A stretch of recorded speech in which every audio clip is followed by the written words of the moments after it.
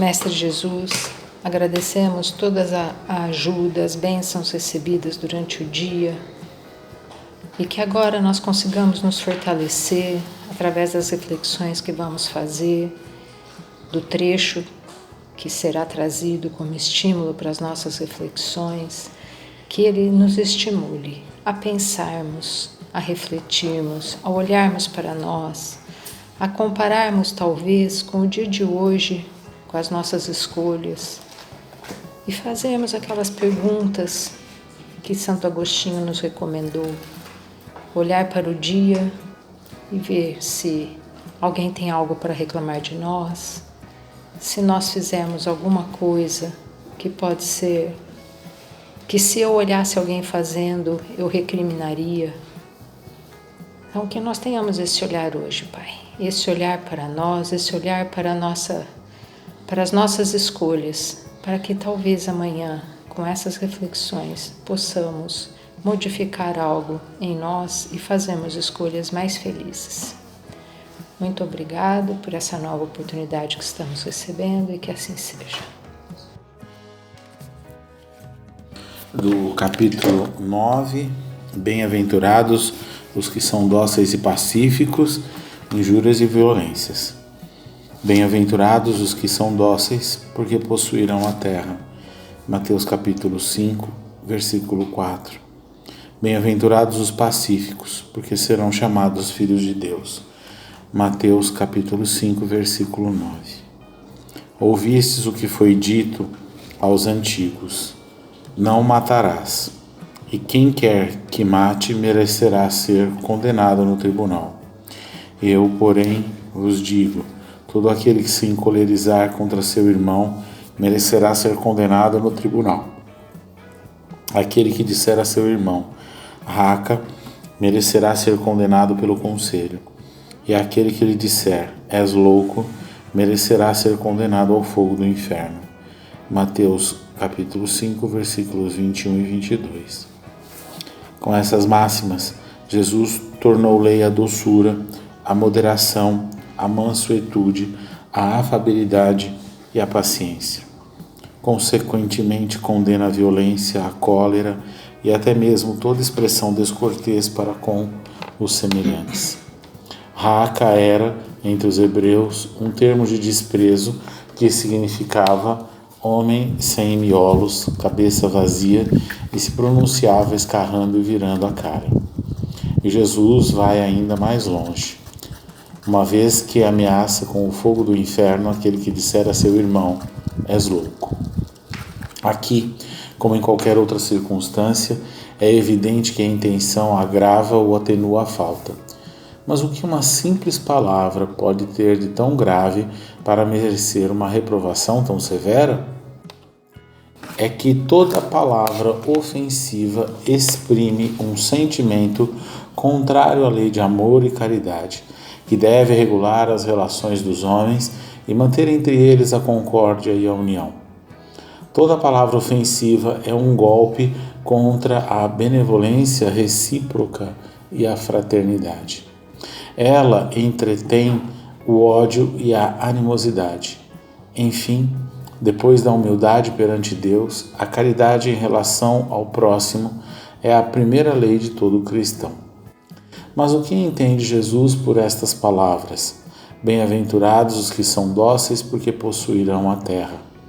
Ele diz que se deve renunciar aos bens deste mundo e que prometeu os do céu? Enquanto espera os bens do céu, o homem precisa dos bens da terra para viver. Somente recomenda não atribuir a esses últimos maior importância do que àqueles. Por estas palavras, ele quer dizer que, até hoje, os bens da terra são assabarcados pelos violentos em prejuízo dos que são dóceis e pacíficos. Que a estes muitas vezes falta o necessário, enquanto outros têm o supérfluo. Ele promete que a justiça lhes será feita na terra como no céu, porque são chamados filhos de Deus. Quando a lei de amor e caridade for a lei da humanidade, não haverá mais egoísmo. O frágil e o pacífico não mais serão explorados nem esmagados pelo forte e o violento. Tal será o estado da terra quando, segundo a lei do progresso e a promessa de Jesus, ela se tiver tornado um mundo feliz pela expulsão dos maus. A gente continua conversando sobre bem-aventuranças. Quando a gente conversa sobre as bem-aventuranças, a gente, na intimidade, tem uma sensação de renovação, de rejuvenescimento, porque as palavras de Jesus trazem para nós essa condição, a condição de acionar a esperança na nossa intimidade e fazem com que a gente alcance um patamar vibratório que sem essas palavras a gente não conseguiria. E a gente está falando sobre palavras que nos elevam, e aqui ele está trazendo para nós a questão da palavra ofensiva, que a gente gostaria hoje de conversar um pouco, porque às vezes a gente não presta a devida atenção àquilo que a gente pronuncia, àquilo que a gente exprime, né? Configura e exprime na nossa intimidade e exprime ao mundo exterior. Quando a gente muitas vezes ignora o que nós temos dentro de nós, a gente deixa passar despercebido essas nossas ações que mostram o que se configura na nossa intimidade. E Jesus sempre traz para nós ensinamentos que têm o objetivo da nossa transformação, a transformação da nossa intimidade. Para que isso se concretize, obviamente, a gente tem que espiritualizar as nossas ações e deixar de olhar somente para as coisas tangíveis e começar a olhar com maior acentuação aquilo que é intangível. Então, se a gente se renova com as palavras de Jesus, se renova com a boa nova, a gente tem que compreender que esses conteúdos são conteúdos vibracionais. Quando eles são elaborados e estão voltados para o bem, eles são conteúdos que fazem com que a gente cresça, que a gente ascenda. Quando são conteúdos de baixo calão, são ofensivos, eles obviamente trazem aquilo que é mais deletério da nossa intimidade. Então, para nós que somos cristãos, e isso foi uma coisa que eu só fui entender depois de adulto, porque quando eu era criança, na minha casa era proibido a gente falar palavrão, né? E se falasse, né, tinha um certo castigo aí que não é muito proveitoso, né? Mas a gente não vai adentrar nisso, porque a gente tem que adentrar no entendimento, obviamente, né? Porque às vezes a gente tem o hábito de copiar aquilo que acontece no mundo e acha que isso não traz um prejuízo. Uma palavra ofensiva, ela pode ser o estopim para um desentendimento, para uma concretização de um ato homicida, por exemplo.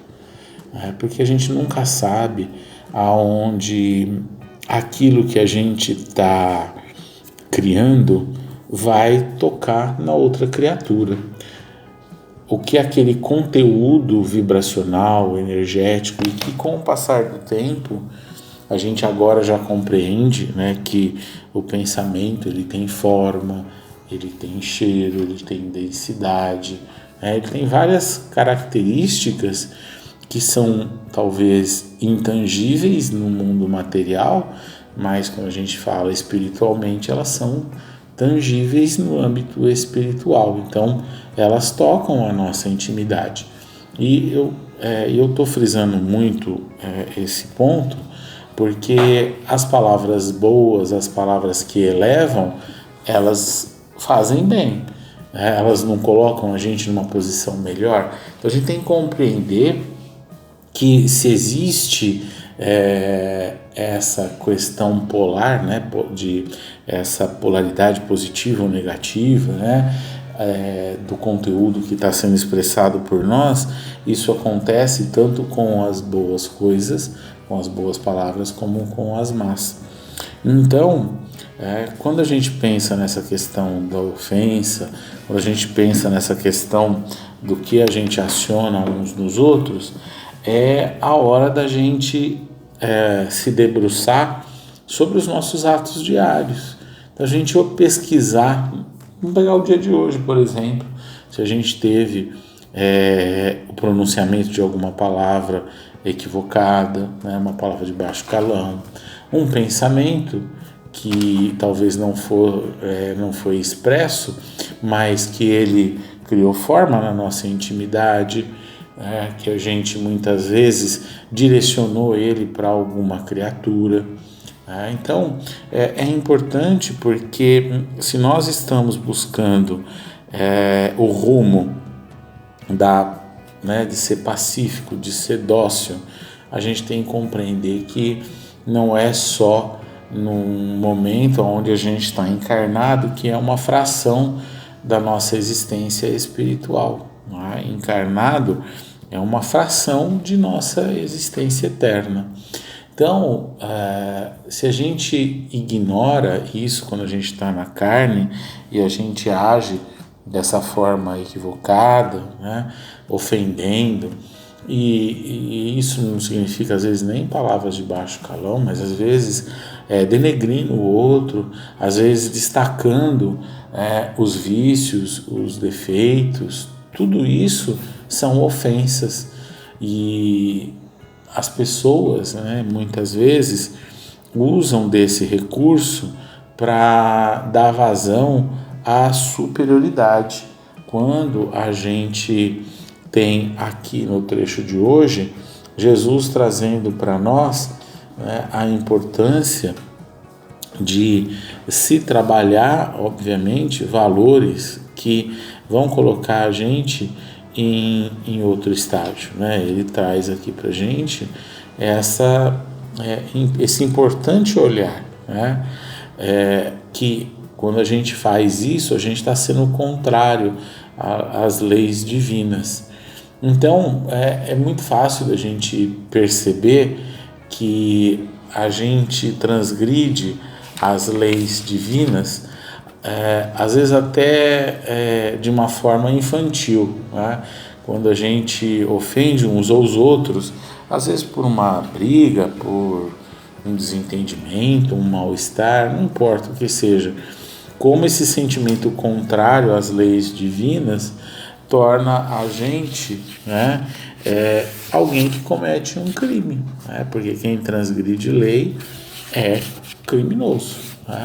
Então, às vezes, uma palavra que pode às vezes até chocar para quem escuta, a gente ser chamado de criminoso, mas perante as leis de Deus, muitas vezes assim a gente é. E eu acho que a gente tem que encarar isso com naturalidade, porque nada mais é do que um processo de ignorância nosso, e que Jesus vem combater a ignorância com o conhecimento. Então Jesus traz o conhecimento da ação, mostrando para nós o que causam essas palavras ofensivas, e que enquanto todos nós que aqui estamos permanecemos nessa ação, a gente não consegue modificar o estado do planeta, não consegue modificar o estado daqui.